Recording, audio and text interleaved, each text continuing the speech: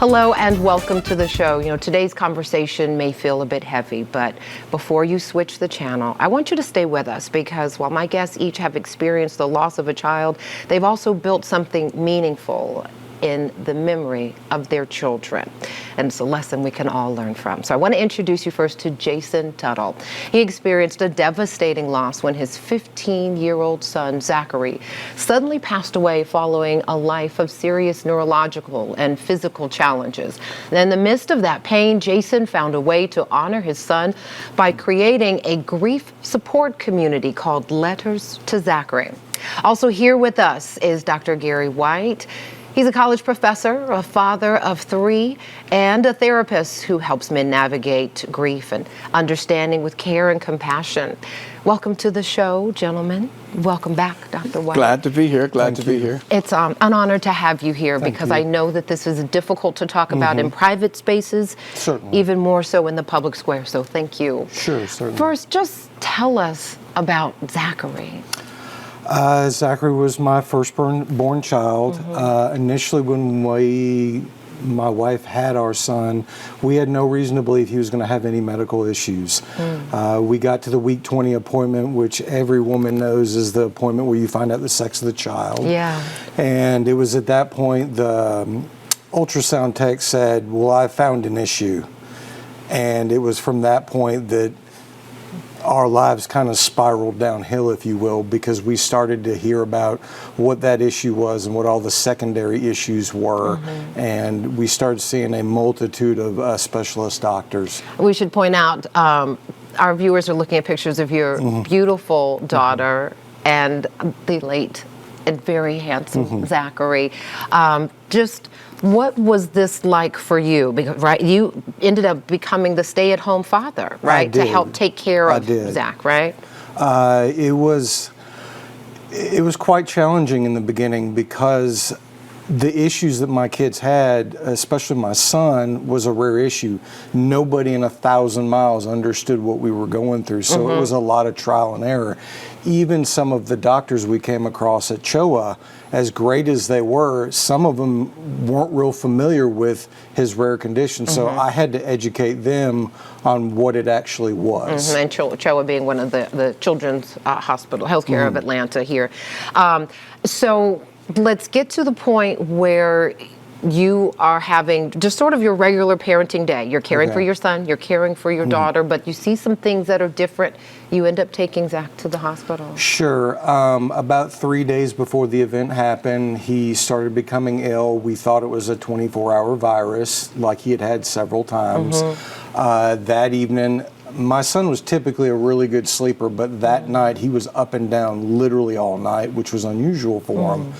So I kept him home the next day. I let his classroom know because I didn't know if it was contagious or anything. I didn't want to spread it. And so that rest of that day, he didn't want to eat, didn't want to drink. And so even at that point, I thought, well, this is a little unusual, but it doesn't really catch my attention that much. At what point did you know I need to take my son to the hospital? It was the next morning. I went into his room. I went to go get him up. And typically, he gets really excited and bounces and happy to see everybody. And I noticed he had a dark green streak, what turned out to be bile coming out of his mouth. I got him up. I did my typical protocol that I would do. He still wasn't acting, and it was honestly a hunch. So when you get to, and I'm sorry because I can't imagine how hard that was as a father to see your son in that condition. At the hospital, sadly, that is where Zachary passed away? Yes. From the time he got up to the time they pronounced him was about 2 hours. It was quick. As a father, grief looks different, right? Because you're heartbroken, but everybody is looking to you, wife, the daughter, you know, this is, how do you manage? In the beginning, it's a lot of compartmentalization. It's, I will deal with this later because I have to take care of these other items.